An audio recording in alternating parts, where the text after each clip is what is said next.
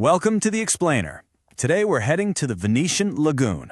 Now, we're not talking about romantic gondola rides or fancy palazzos. No, we're peeling back the layers of a tiny, 17-acre island called Poveglia.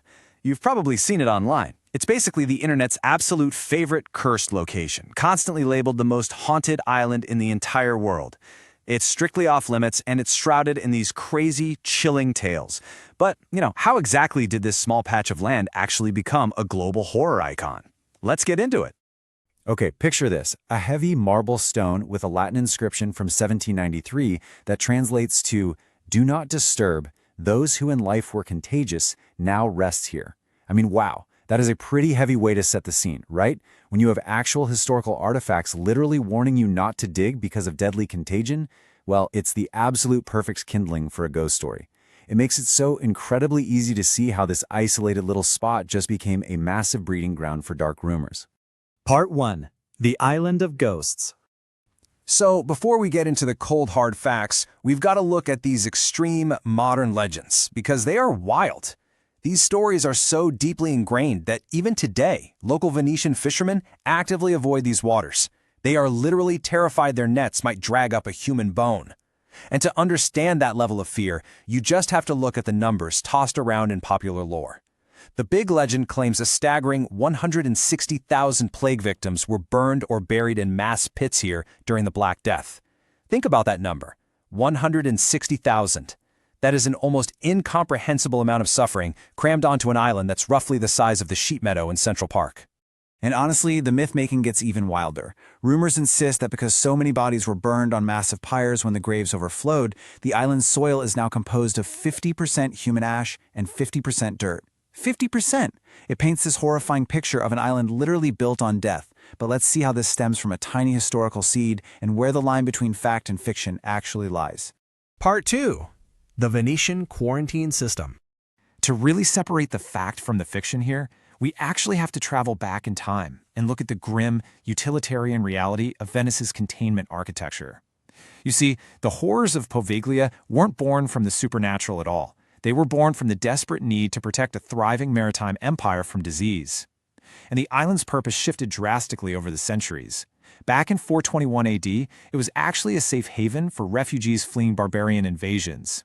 It thrived for centuries until it was abandoned during a war in 1379. But the crucial pivot happens in 1776. That's when Venice's powerful health magistrates transformed it into a maritime quarantine checkpoint. Later, in 1922, it became a geriatric sanatorium, before being completely abandoned in 1968. So Poveglia wasn't always this place of death. It was just whatever the Venetian state needed it to be at the time. And what they needed most during the plague years was a lazaretto. That's basically a maritime quarantine station designed specifically to intercept plague-bearing ships.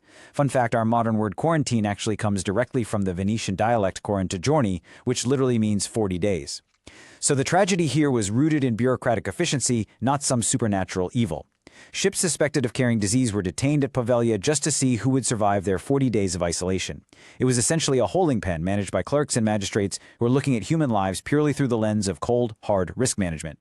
Let's actually look at a specifically documented event, the 1793 outbreak on the ship San Nicolo. This is the exact event that prompted the plague stone we saw earlier. Now, the myth suggests thousands were burned during these outbreaks, right? But the meticulous Venetian magistrates recorded exactly 12 deaths on Poveglia during this crisis.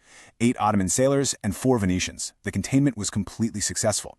And yeah, 12 victims is a tragedy for sure, but you really have to ask yourself, how does a factual record of exactly 12 people mutate into a ghost story of 160,000? Well, it turns out we as a society just prefer the thrill of a ghost story over the dry reality of successful public health administration. Part 3. The Mad Doctor Myth.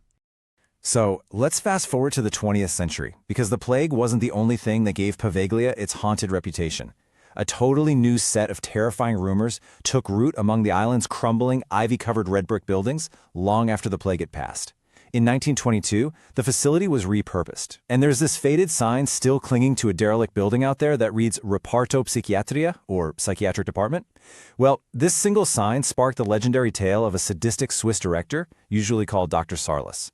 The story goes that he treated this isolated island as his own private laboratory, performing brutal lobotomies on patients with hand drills. And supposedly, he eventually lost his own mind to the ghosts of the plague victims and threw himself from the island's 12th century Romanesque bell tower. But here is where we hit a stark contrast between Hollywood-style horror and mundane reality. Historical records prove, without a doubt, that Poveglia never even had the operating rooms or surgical theaters required to perform lobotomies. None of it. It wasn't a high-security asylum run by a madman. It was actually just a long-term care sanatorium for the indigent elderly, operating as a simple offshoot of a hospital over on the Lido. So that whole mad doctor's story, it's almost certainly a complete fabrication. Part 4. Creating the Paranormal Legend. Which brings us to the big question. How did a relatively quiet geriatric hospital and a strictly regulated quarantine checkpoint morph into an absolute internet horror show? The answer is modern media. The myth-making machine just went into overdrive when TV production companies realized that a creepy, abandoned island sells infinitely better than a mundane historical record. A 2009 episode of Ghost Adventures really popularized these exaggerated stories on a global scale, and they completely ignored rigorous investigations by CCAP, which is an Italian scientific committee. CCAP confirmed that, yes, there were massive plague pits in the Venetian Lagoon, where thousands of skeletons were excavated. But those graves are located on an entirely different island called Lazaretto Vecchio. Poveglia simply inherited the terrifying reputation of its sister islands basically just because it looked the part. Part 5. The Real Haunting. Now, despite all these debunked legends of mad doctors and hundreds of thousands of ghosts, we really can't completely dismiss the atmosphere of Poveglia. The island today is completely overgrown by nature, it's officially restricted because the structures are collapsing, and it is undeniably unsettling to anyone who sails near it. And this brings us to a really fascinating concept, psychogeography. It's essentially the psychological effect of an environment on the people within it. The dread that visitors feel around Poveglia isn't from screaming poltergeists or some cinematic curse. It comes from our own human empathy. It's a response to the very real, documented misery of the place. Even if it was only 12 sailors in 1793, or a community of forgotten elderly people in the 1960s, real human beings suffered in isolation there. When you know that history, the silence of the island just feels incredibly heavy. But, the story of Poveglia isn't over just yet, and there's actually this really inspiring effort by local Venetians to reclaim their history. Back in 2014, the Italian government tried to auction off the island, but the highest bid was dismally low, the sale failed, and Poveglia was just left in limbo. Then, jumping to 2025, a dedicated citizens group called Poveglia per Tutti, which means Poveglia for all, finally won a concession to reclaim the space. And their goal isn't to build some spooky theme park. They actually want to build a beautiful public park, heal the island's dark reputation, and finally return it to the people of Venice. So as we leave Poveglia to the mists of the Venetian Lagoon, I want you to ask yourself, does an island actually need ghosts to be terrifying, or is history enough?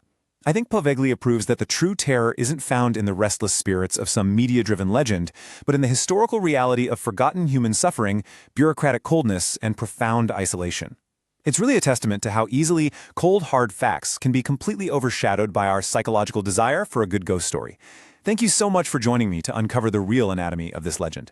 I'll catch you on the next explainer.